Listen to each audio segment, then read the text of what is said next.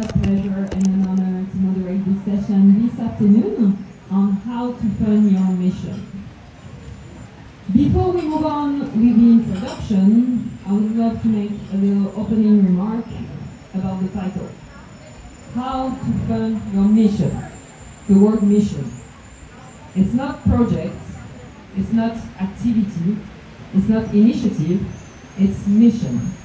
And in the word mission lays something quite deep, like a sort of belief, like almost a duty, like you are on a mission to something bigger. So on that side we have this duty that we work for, that we engage in, and that sometimes we fight for. And on the other side, we have the funding, basically the money. So sometimes we talk about collaboration, we talk about financial partnership, we talk about resource mobilization. But what is it exactly? Because for the mission to live, the fact is we need the money. So how do we approach funding?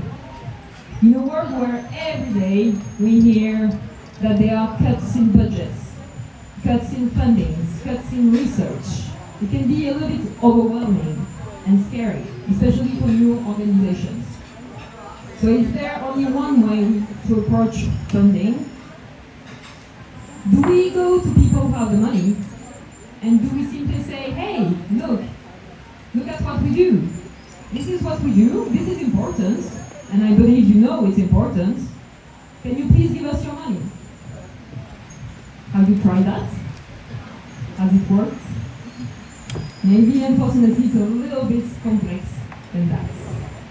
So, this afternoon we're going to explore with our panelists here the funding. We're going to discuss what it's like for different kinds of organizations, because it's a whole separate world. So I'm going to let our panelists introduce themselves, and then we're going to start.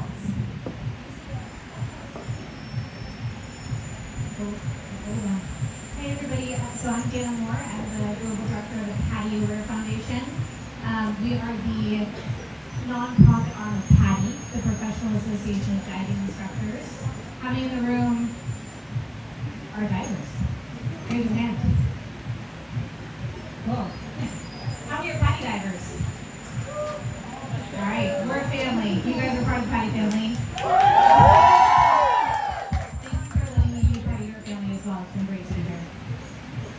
Well, I actually have introduced myself already, but I think what I haven't told you is that I'm the person in the team that actually does the field operations, overseeing of the scientific diving. So I'm very much related to everything that's happening underwater, and the policy work and the local and scientific partnerships. So I'm not the person that does the fundraising, but of course I'm very happy to share everything, what I know, and also everything that you want to know. Hi everyone, selamat siang. I'm Inez. I'm currently in the Global Partnerships team for Coral Gardeners. I mainly specialize in sales and partnerships, but that's mainly for my LinkedIn profile. What I basically do is just bring in funding for any organization I work in. Previously, I also worked with 17 Seas, which is an ocean cleanup company based in Indonesia. So I'm originally from Singapore, and I'm currently based in Bali for the past 3 years. Happy to be here. Hi. I'm Rose.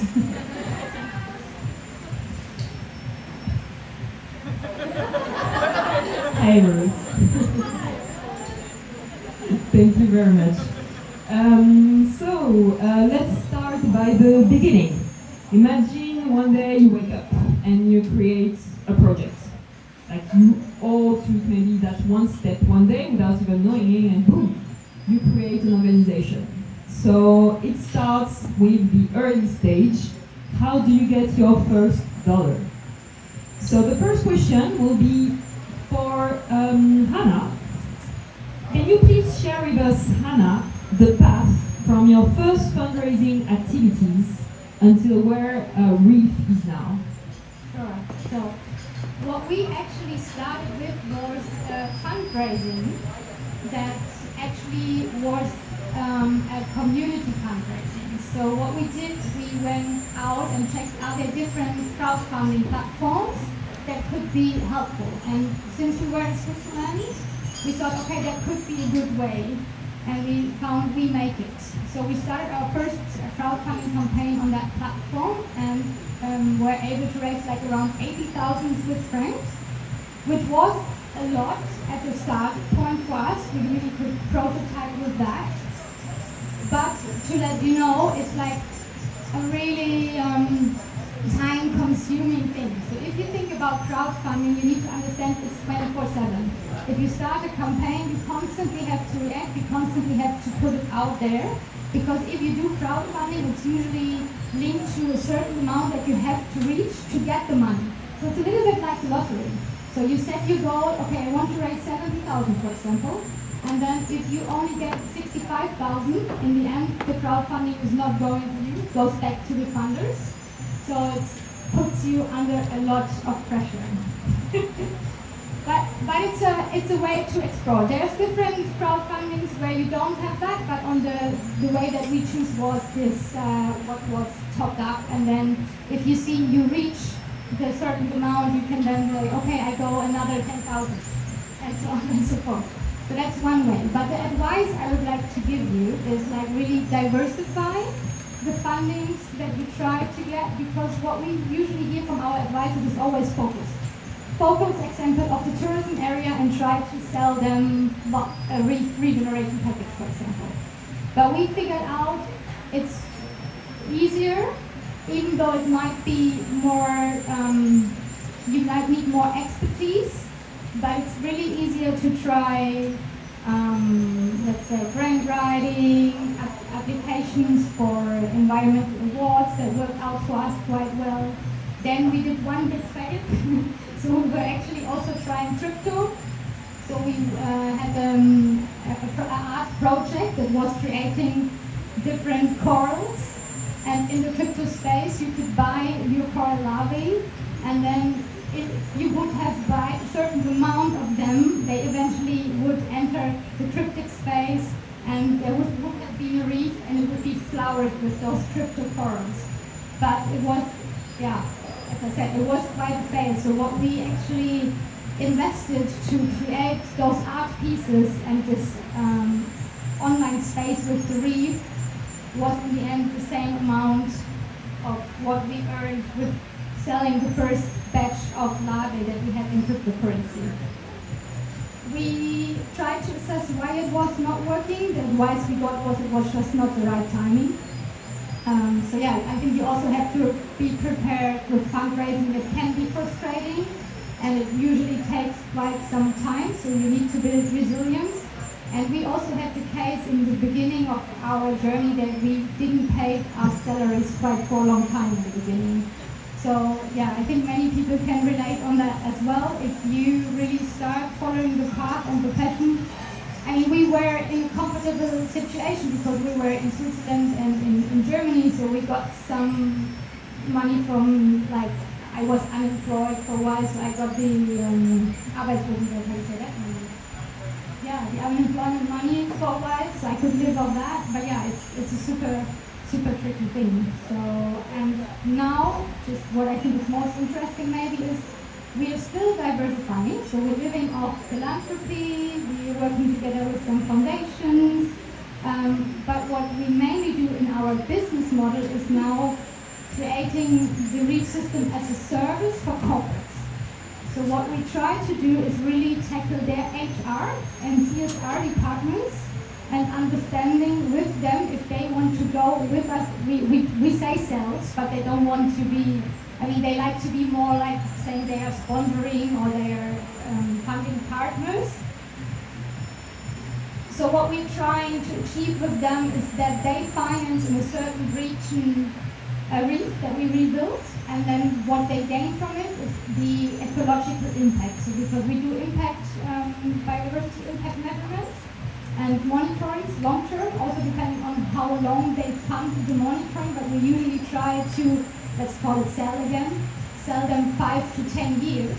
So it's like a package that we every year gets as a revenue for the monitoring, and then they can show the positive impact that they do for this specific region. This is how it works at the moment. But honestly, there's so many different ways, and as I said, try to diversify. Brilliant. Thank you very much, Hanna. So the uncertainty of the beginning, especially as there were 4 of you, if I understand well. So yeah, it's making a lot of sacrifices, I guess, at the beginning. Ladies, do you have anything to complement, or should we move on? We move on. Moving on to now the funding strategy. So now you have your first dollar. That's great, congratulations. But you want to make more. So for that, you're thinking, maybe I should go for something a bit more sustainable if I want to be able to sell the impacts of my organization, the vision and the mission that I want to work for. So you all have different kind of profiles with your different organizations.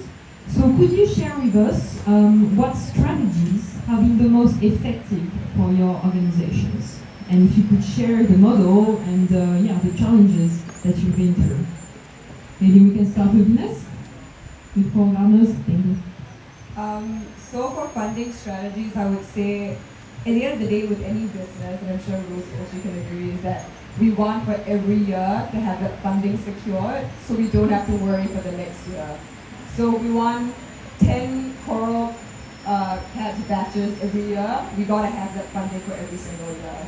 So it's all about finding what my ex-boss used to call a sustainable funding mechanism. So basically having that structure in place, which means finding specific revenue streams that will be multi-year partnerships. So for Coral Gardeners, we have philanthropy, which is how a majority of organizations start out. A big grant from one foundation, but we can expand that into a corporate partnership. So with Coral Gardeners, we partnered with Billabong, Hugo Boss. We've also just signed deals with Kenzo and Prada, which were a big achievement for Coral Gardeners. And not only did we secure these deals to make sure that our mission is being supported all the time, but it's for multiple years. So it's not just 1 year that we know we're going to get money and plant corals, but for every single year we'll continue progressing. And beyond that, we also want to make sure there's recurring revenue. Let's say, the economy isn't good all the time. So sometimes there's like, what's happening in the US, what's it called?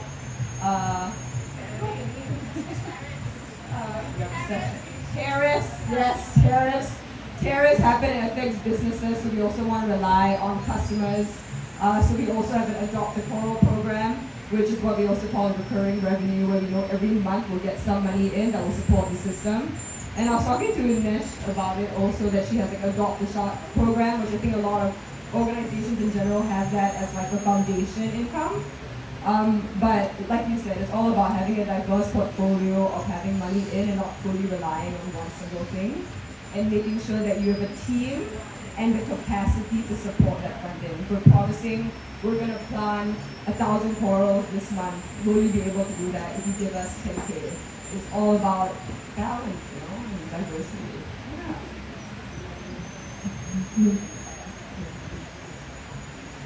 Can you repeat the question? What is your funding strategy? I didn't really have a strategy. I learned a lot in the last 5 years. Actually, our first is something that I realized I don't think I've shared before, but the first pilot project was actually funded by a crypto company. So for us, it worked. It was during COVID. Crypto was going wild, and they were looking for an organization to partner with, and they found us. I remember that I asked my husband, like, do you think that you trust these guys? Like, what do they want? I didn't really understand anything of this whole crypto thing. And actually the only thing that they asked from us is we could publish something on our website that we were partnering with them. And then I remember this was still in the time that my youngest girl was just born. I was breastfeeding in the middle of the night, and I got a message from the States saying, is it true that you received $10,000? And I woke up my husband and he was like, you need to check your wallet. They say there's money in it. And yes, it was true. We received $10,000. And then the next day I sent them a message and I was like, I know this was meant for shark conservation because they had this shark crypto coin, I don't even know how you call it. I said, but I actually have this idea that I want to do this pilot project. It's called Coral Cats, and I explained the story, and they said, yes, you can use the money however you want. So I was lucky, I guess, that I got the money together for the first pilot, and then I think what Hanna was saying, we tried many different things. We did Adopt a Coral, we did fundraising, family foundations, and I think what I learned in the last 5 years, what works the best for me, because it's such a personal project and my personal mission, and as you can see, there's always a lot of emotions involved as well when we're talking about Coral Cats, is that for us the money comes the easiest through real connections. So meeting people that can really connect with the story, with the mission, and then it's also more fun. Because you're going to work together with people that share the same vision as you.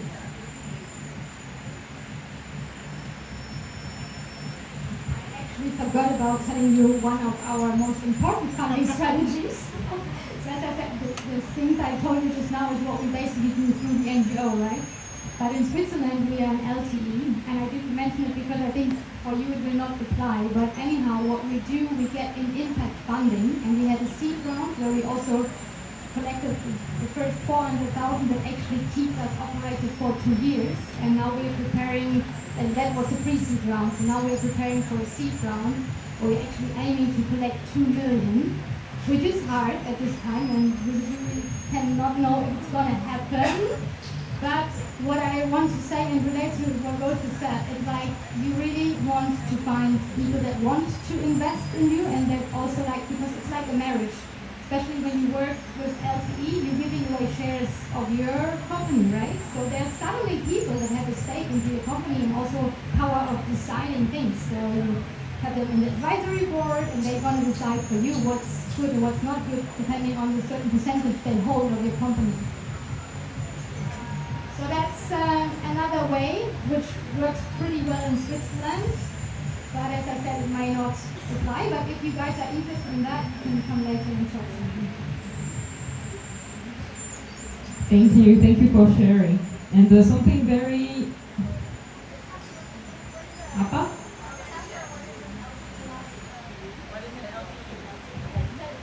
Limited corporate. So I'll explain that.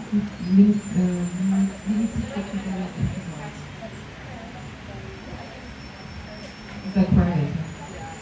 There is like, so different companies have different business models. So you're for-profit or non-profit. So for example, Coral Cats is non-profit, right? That means if you're a charity, if somebody does give you money, they can actually get a tax deduction. Whereas the corporate does it, it's a whole other mechanism. So yours is private limited, so it's a bit different. So we're combining the NGO part, where we can do tax exemption and get in donations, also from private individuals, and then we have the corporate that actually gives away shares. So you can actually buy parts of the company, you are owning that then, and then eventually, I mean, what the people want from us that are buying shares, they want us to exit at one day and make like X factor out of it, so they get back more money than they invested in us. That's the idea. And of course, because we are in impact, everyone knows we're not going to get rich with that. So what they are buying in is more like impact investment. It's not like the VCs that expect you to sell after 5 years and then get back like tenfold what they invested in you. So this is like a different part of investment. Thank you. Something very important also contributing to the funding strategy is the communications. How do you communicate on your missions, on your activities, on the impacts that you have? Unfortunately, just writing down on the paper isn't enough. You have to show results, and if possible, tangible results, measurable results, to be able to report on funds or show that your organization is doing something. So the communications and marketing strategy, could you please share a word with us on how it's working within your organizations? Maybe Inez compete?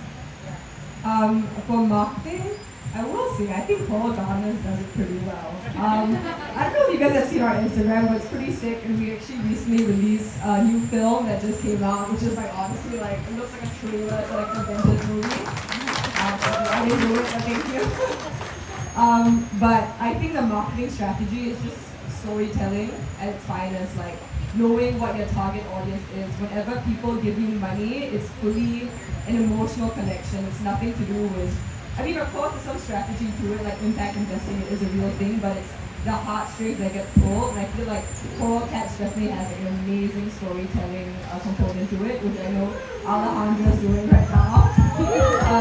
And of course, the rest of the Coral Cats team. But the storytelling component is so important. I think that's the main marketing strategy. Numbers is such a big thing, saying like, oh, we planted 1 million corals, but nobody gets like, oh, I'm gonna cry, 1 million corals. Like, you'll cry if you find out like somebody's life was changed by it. Like, you hear a story attached to the impact that you're making.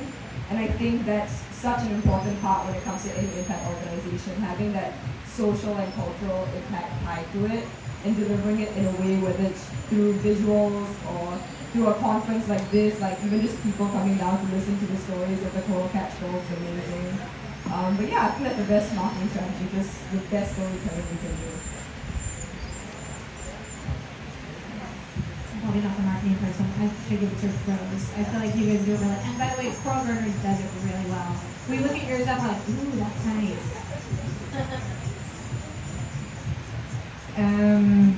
Yeah, storytelling has always been a really important part of Coral Cats, and we didn't really have to work for it that hard because all these amazing superwomen, they are holding the most beautiful stories. I think what really helped us is working with amazing girls like Emma, who then applies for grants and then goes around Indonesia to interview 24 superwomen and sharing the story. We had Salome this morning, it was the opening movie, who also just came, hang out with us for 2 weeks. And so we have been working together with different women, journalists, influencers, storytellers who just, gave their time, their passion to help us to tell the story. Thank you for sharing. It's kind of hard sometimes because we all do, I think, we all carry incredible missions, and putting this into communications, contents is sometimes quite hard. It can get quite frustrating, and I think that often people don't realize the amount of work that is behind the communication strategy. Now, I know it was mentioned previously in the previous panel, the challenges that exist in funding. And before I just give a little overview, I realized that I haven't introduced myself. And because I want to give that an overview, I just want to say a word. So, scuba diving instructor, hi, Coral Catch ambassador and advisor, and currently working as a consultant for the United Nations Development Program. This is my background, and I'm saying that because during this time, working within international organizations and within the UN, I've been confronted to the issues regarding funding in conservation, especially in marine conservation. So we have obviously the underfunding that you mentioned before, the funding gaps as well. For instance, for marine conservation, you have monitoring the reef. Like you deploy heads down, but you have no money to monitor it. So this leads to just very short cycles, and it doesn't lead to a sustainable project. You can have geographical imbalances. For instance, very remote islands do not get the funds that some more popular area might. You can have competition over the resources because there's cuts and cuts. So it leads to smaller amounts of grants, but also shorter timelines. So it doesn't really support the sustainability and the scalability of organizations. So coming back to you, Danna, maybe working for the Paddy Aware Foundation, what, to your perspective, is expected in terms of funding? Where do you think the priorities are, and where the funding should go? How do you operate? Please tell us. It's a very United Nations question. It was very big. Very global. So we're very fortunate that we actually can give funds, and you know, I think that you can all day give different tips, and you can be like, try this, try crypto, you know, all these different things. I would just say, at least when we look at and review proposals, just be yourself. Be yourself. Know your mission. Know what your mission is. Know what you're trying to do, and don't try to be anybody else. Don't try to use keywords. Don't try to, you know, ice cake it up. Like, we see right through that. I mean, at least the way that we do our grants. Now, some foundations are very different. So we actually look at every single grant. We read every single grant. We care that you put it in. We would like to fund more local projects like Coral Catch. But the reason that we chose Coral Catch is because Rose is an authentic, trustworthy person, right? And don't ever underestimate that. So the human touch of a card, you know, like I came into the hotel yesterday and Rose had left me a little card, a little handwritten card. It was such a nice, small thing that she did, but it connected me with her, and I remember that about her. Or she'll just call, you know, if she needs something, she's like, hey, you know, don't forget that we're all humans, and if you just connect directly with the funder, that's what they truly, truly remember and care about. And if you connect with them in a way that really is authentic, they're gonna see that. If you're coming to them and just putting out a bunch of different like phrases, you know, like we're this and we're that, you cannot be everything. So be who you are and know what your mission is.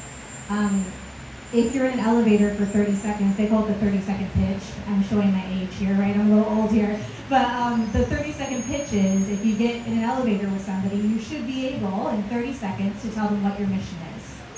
And that's hard. I mean, we want to do a lot of stuff. So how many people in the room know very clearly what your mission is, that you could say it in one sentence? Raise your hand. Nice. That's the first place to start. Know what your mission is, know what you want to do, and then other people will get excited because you're so clear about who you are and what you want to do. I'm actually giving a talk tomorrow, maybe we should do a mission exercise, which is really, really fun because you get real clear about who you are and who you are not. So I think that we should be funding things that are authentic, and we should be funding projects that truly are about doing what that organization is meant to do and not what they think other people should have to do.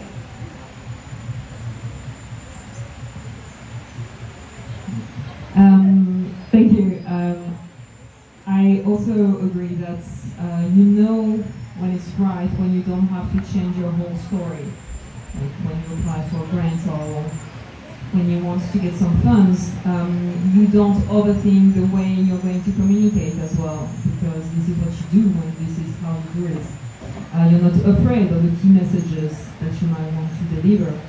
And above all, you're not afraid of the potential amounts of extra time that you might have to invest to report properly to donors' requirements. Because sometimes it's asks way more work to do this right than what it should. And even the money that is invested in like trying to get the right results, the right numbers, the data, because it's a lot about data and like being able to touch the results while it's so much complex than that, especially in local communities, where it's all about community engagement and consultation, stakeholder groups. So this is very interesting. I think if you have to put it into ChatGPT for it to write it for you or to tell you what it should be, it's not your mission. It's not your mission. And the ChatGPT is great, and we have tools that help us with grant writing, sure, but just be who you are. And we can see that very, very clearly. We can clearly see when it's been written by ChatGPT. We can clearly see when it's, you trying to, make it something bigger than it is. And I think with Coral Catch, it was very clear what Coral Cats was trying to do when we applied. Like, this is what we're trying to do, and there was never, well, how many coral, like, it was never a number. It was never, I mean, other than women, right? Every bachelor you guys do, but it was never about the metric of the number that we need to put up to make ourselves look good. It's about just being who you are and believing in you and in what you guys are doing, which is so, I mean, this is the product of being who you are, right? Thank you for sharing this honesty. A question for the audience, the Superwoman and all of you. How many of you woke up one day with an idea and thought, it's a good idea, but I don't think I can do it because I don't think I'm going to get the money because it looks so terrifying? Yeah, okay. So now next question, another advice. What advice would you give to women who are new to fundraising and intimidated by the process? Rose, could you open the floor? Find the right people. I was very lucky that through the whole Coral Cats journey that I've been through, these amazing women came on my path and were so supportive and were offering their help. And if I just look around me, I think almost every single person in this room contributed to the journey of Coral Cats. And you helped me. I don't know how many grant applications we've been writing together, but it's been quite a lot. And it really helps to have another person, especially when you're very connected to your mission. Sometimes we also get a little bit emotional about it. You can see a rejection of a grant, you can take it really personal. So my advice would be surround yourself with people that have the knowledge, that have the experience, but also that are maybe a little bit further away from your mission. That if you receive that email and you get the news that you didn't get it, that someone else can explain to you why you didn't get it and how you can do it better next time, instead of only sitting in your room and crying.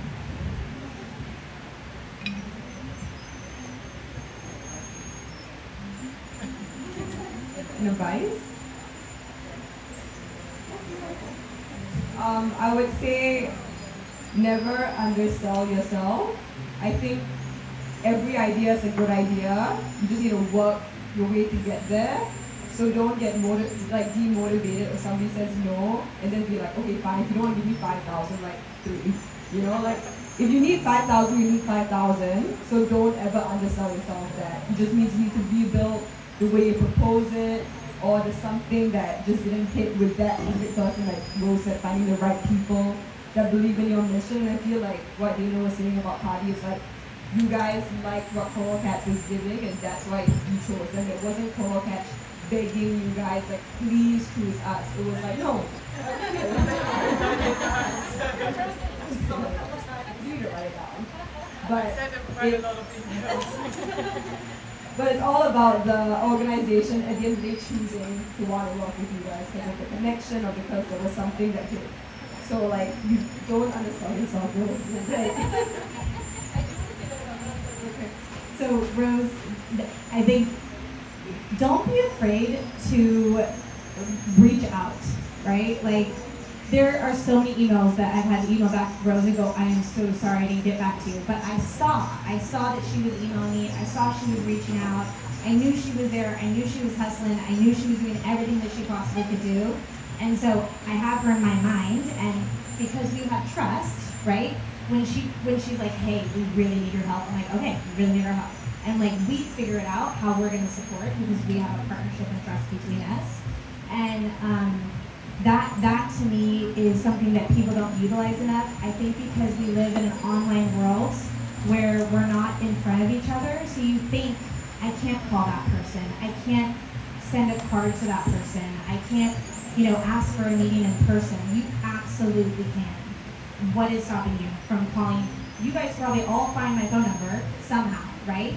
every single person in this room can call me, right? But it's just Never a told me to fact. know. Yeah, I mean, every single person in this room, you're probably a patty diver. You have some connection, right? Think of new avenues outside of just this, right? Because if this is this, I don't know you. I don't know who you are, right? I know Rose. Rose hits me up on WhatsApp. Yeah, Rose, I got you. And by the way, when I say I got you, our donors, because we are nothing without our donors, and I just want to say that everybody who's a patty diver in here supports. Actually, this is a full circle here, because if you support Patty and use our Patty Diver, you're also supporting Patty Wear Foundation, which then comes back and supports Coral Catch. So we're all connected. But you can't connect only online. With it doesn't function that way. Okay. Yeah. I just want to add one more thing, and I so agree with that. We actually don't have that much for I totally agree on not being scared of reaching out. That's the only way shit gets done, basically, right? But I would also highlight this is called the culture map, where it brings up how in Eastern cultures we're all very shy to ask. I think maybe you've experienced it living in Indonesia, but if you don't know, you just tend to you're like, okay, I just want to ask. I'll wait for them to ask me. It's yang malu, yeah. So I would say for the superwoman here especially, if you have an idea, just say apa-apa, somebody will help you out. Don't be shy and be oh, I don't know if they'll give me money. Maybe they won't give you the money, but now it's in their head, and when they have the money, they can help you fund it, or they can find another way to pull you in. So yeah, just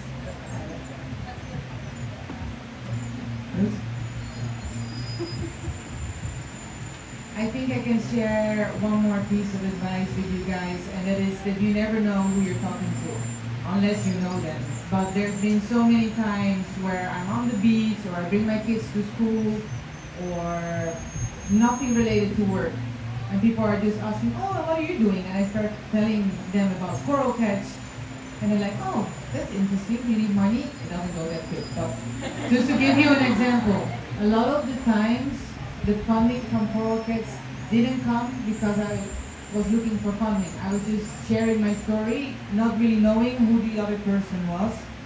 And I think the other thing is don't give up. Because Danna's right, I've been hustling. And I've been emailing many times. And whenever I find a new company or a new grant application or a family foundation or someone interesting, I write an email. And then I set a reminder in my calendar to do it again in 4 weeks, and again in 4 weeks, and again in 4 weeks. She does. I have many 4 weeks.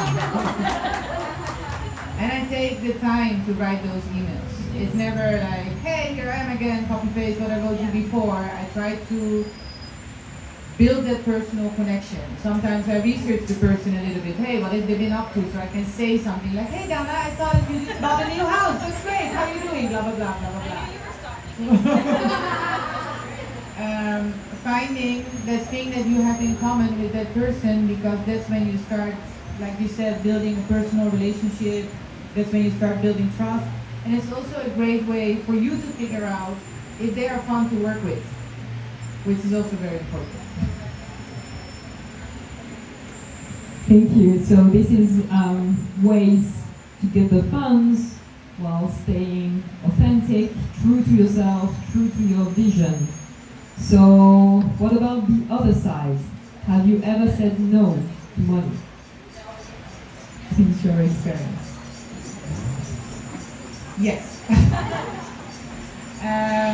One was completely in the beginning of us starting coral restoration with Gili Air conservation. We got approached by a really big, I don't want to say any names, so by a really big thing, who really wanted to start a large-scale restoration project in Indonesia, was willing to invest €500,000. We've been talking for 1 year online about this collaboration, and the final thing is that they had to come, 2 members of the board, to visit us to do the final say, yes or no. And I was really nervous. I think the whole team was very nervous of these big people coming in. We prepped for a really long time. Everyone was giving their best, and by the end of the week, I remember that I called my dad crying and I said, what do I do now? Because these people are stressing me out. And they are not fun. And they are very rude to my team. And they are not respecting the local culture. And they are not following our briefings when we go diving. But it's a lot of money, €500,000. Imagine what I could do with that. I think it's goosebumps actually. And then I remember that my papa said, don't do it. Don't always go for the money because you're not going to be successful. This is not your people. This is not your crowd. And then these two board members rocked up at my house with a bottle of wine. We raised the glass. And then the next day, when they were on the plane back home, I wrote an email. And I said, I'm really sorry, but I don't think this is going to work. And they were pretty shocked. And still to that day, I'm very, very proud that I made that decision, that I stayed close to who I am and how I envision my project, but most important, that it should be fun. Because I think most of us, either we don't even get a salary at all, or we get a pretty shitty salary. There's quite a few exceptions, but marine conservation, you're not in it for the money, let's be honest. Then you can better find another job. So it's really important that you make sure that you have fun, that you keep your passion, because I actually heard already a lot of people just in one day, I was burned out, I was tired, I had enough. Okay? So make sure that you're working with the nice, fun people, that you can be yourself, that you feel supported, because otherwise you can never complete your mission.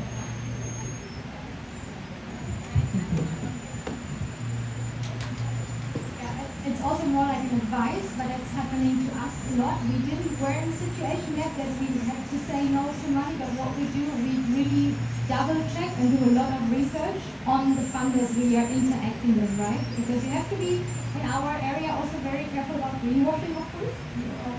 We all experience that. And I think it really depends, no? I mean, there is those big corporates that we know they are really not good for the planet. But are they really willing to change? Are they really willing to do an impact? Or is it just for their greenwashing, right? So that's something that we try to assess before we actually approach any of the corporates that we want to work with. I wanted to just touch on what Rose said, because actually we had this happen the other day. In the States, we call it the ick. I don't know if anybody else calls it, you know, like when you, I don't know what it is here. Is there a word here for like the ick? What is it? Is it the ick? Okay, so it translates, it's universal. When somebody asks you to do something for money, they're like, ugh. And you get like this little, like, just trust your body. And then if you can't make a decision because you're too close to it, go to your team members. So I had the ick the other day, I called somebody else, or I think she had the ick first, then she called me, then I got the ick. And then we called the person that we had the ick, and we're like, we got the ick, that we can't do this. So I think, and then behind that is now, okay, let's establish protocols so that if this comes down the pipe again, we don't even have to get the ick. There's already a pipe that already goes through a process for if somebody asks us to do this, we're not going to do it, or we are going to do it. And I think that also helps you to rely on your team and to not have to make decisions by yourself, because that does create burnout. And just having a team around you is really important for making those hard decisions about whether or not to take funding or not. Great, thank you. Are you still with us? Yeah? A couple more questions for our panelists that I'm really curious about. So funding has its challenges. Sometimes you say no, that's awesome. What would inspire you, like every day when you wake up and you know you have your mission? Like, what gives you hope in funding? For instance, Inez, when you're in charge of the global partnerships, like, what gives you like the power to go get the funds? Great question. I was just talking to somebody about this the other day. I think being a coral conservation group, I think we're like the opposite. Like, what our main focus is coral restoration, and then there's community behind it, but yours is like gender empowerment first and then coral restoration. But for me, it's like love corals, want to plant them all, but it's all about like the local impact for me. It's like knowing that funding is going to be going into stable incomes for families and communities that historically do not have stable incomes. Like I think throughout Southeast Asia, the majority of people with incomes are what's it called, the informal sector. So they don't actually know what the next monthly income is going to come in. If they get injured, there's no insurance coming in. So knowing that the more money we're bringing in, the more lives that will actually be brought into this community, that there are stable jobs, that they're not gonna live day by day being like, I don't know if I'm gonna get money in. And they're transforming people's lives. Like in Thailand, where Tatiana and other Kogi works, we have a lot of Thai gardeners that actually used to be fishermen, or were working even in the informal sector of like waste management, so like trash collecting. And now they're called gardeners. I mean, that's sick. Like what a change in like life. And some of them never died before. And they live on an island, which I'm sure a lot of you guys also understand that you guys all live in Indonesia. And the amount of Indo-girls I met who cannot swim or haven't been in the ocean, I'm like, how? So like knowing that, you know, this funding is going towards like giving people the opportunity of like actually experiencing what I as a very privileged Singaporean have done. And I'm like, I'm pumped, you know, I'm like, yeah, let's get more money.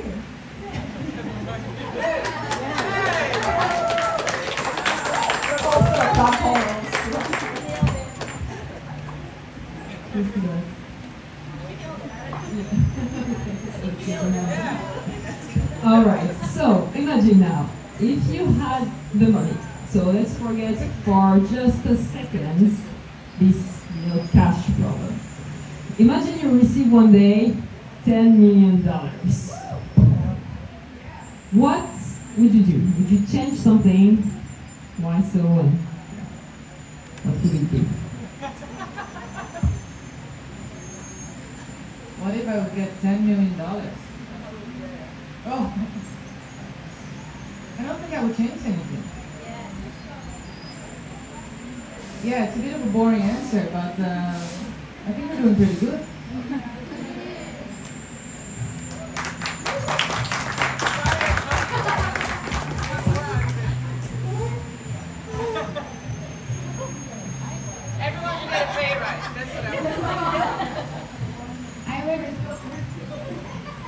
I would definitely make sure that we can even fund with that more security for our local communities, because that's what also is like really the bottleneck for us, that we do usually get the funds to rebuild reefs and show the impact, because that's what the corporates currently are funding for, and some of them they also fund the social impact, right? For them it's also super important that we do it on a community-based level, but I think if we would have more money, we could empower people even more and give them the money also to like micro funds, to use them by themselves and really start to become creative, not relying on us. So that would be something I would like to do with that money.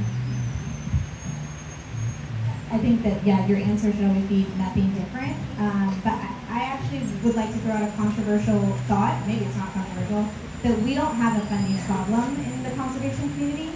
I actually think we have a leadership problem. So for me, that's why this program is so amazing, because you're creating future leaders and leaders that have values that align with protecting the ocean as if it is a part of us, right? There is a lot of funding out there, tons. There's tons of funding that, I mean, if you just look what's happening in the coral community, with a lot of pots of funding are moving around the world, and you see the move, right? So I don't know, maybe I don't know how the other panelists feel, how other people feel in the room, especially folks that love hearing from like coral gardeners, but I don't think we have a funding problem. I think we have a leadership problem. I partly agree. I think the hurdles for actually getting the funds, I mean, taking away from that, it's easy, it's great. We actually don't have one. I do want to clarify. We don't No, I mean the application process is easy and great. You are very, very approachable.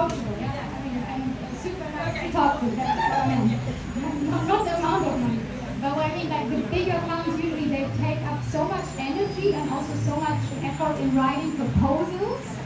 And I think that's really the hard part and the hurdle for many people, just getting over those massive proposals and then 3 stages of application and then another round and so on and so forth. So, I think that's the problem. And I think if, especially governmental funds, if that could become more accessible for everyone and easier to apply for, that would help a lot.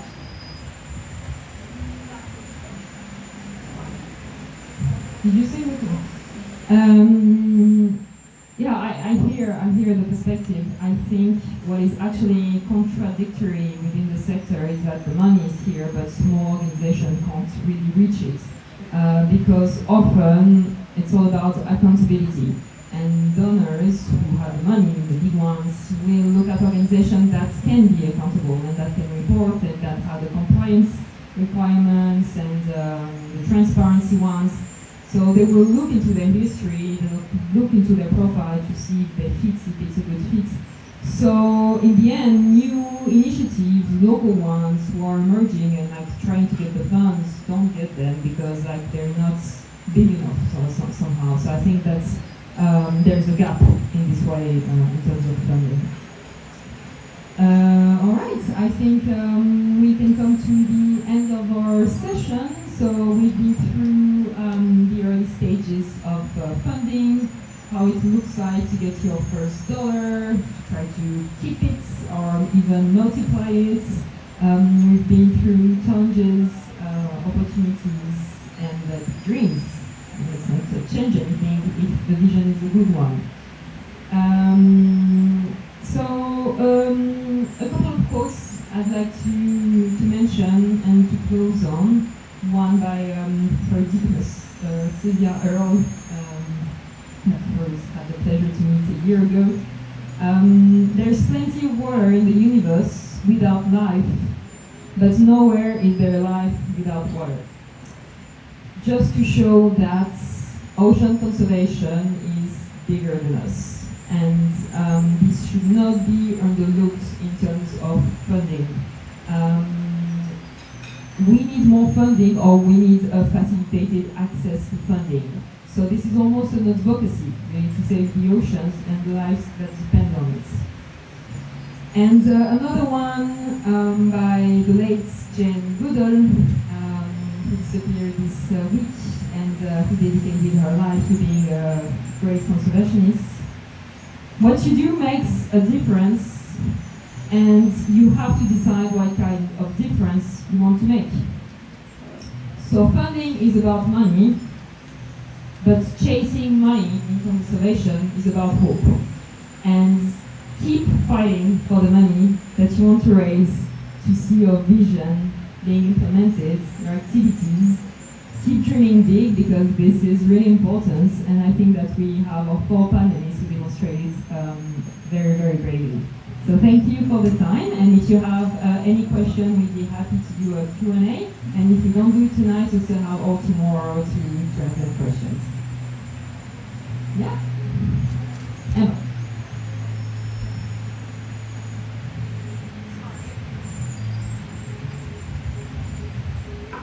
Hi guys.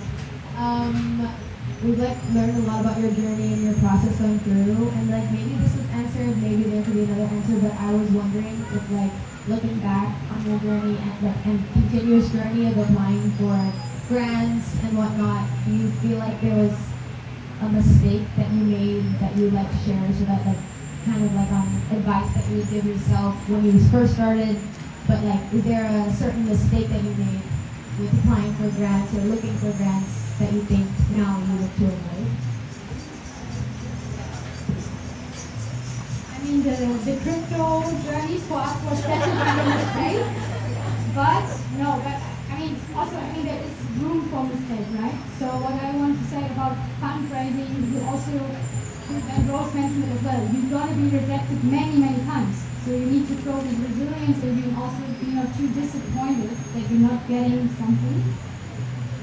So no, I think I still would try out strategies to get money, because we need that money to change what we want to achieve, or we need the money to achieve what we want to change for the ocean, right?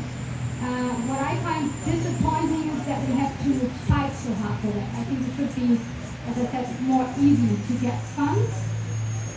And maybe it should be a given that governments and corporates hopefully hold accountable to fund any kind of conservation action. Okay. Anything you'd like to add?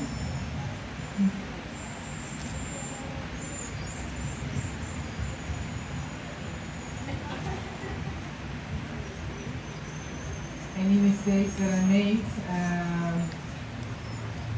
I can think of many, but I think the most important one when I started coral catch, or when we started doing coral restoration, it was because I was inspired by chasing corals. And I'm actually a shark girl. That's why it's called Gili Shark Conservation, but then I realized we cannot only focus on sharks, we need to do the total picture. So I started researching how coral restoration projects operated, and I kind of did a copy-paste job. So I think for the first 6 months we also had an adopted coral program, until I realized how much work that is, and to keep people up to date about the coral that they bought for $1. And that is not who we are. So a lot of times when you are applying for funding or you're asking for money, you have to say what you're going to deliver for that. And I think the mistake that I made in the beginning is that I copy-paste too much what other organizations were doing. So I was like, okay team, how many corals do you think we can do? How many square meters? Trying to impress people with numbers that maybe you cannot even deliver just to get the money. And then feeling all the pressure all the time that you need to do that number. So stay close to who you are, don't overpromise. Because the money will find you, I think what Danna said, the money will find you if you have a good story and you stay close to who you are. Thank you. Any other question? Come on, don't be shy. No? Alright. In that case, I think we can close and give a big round of applause for Danna.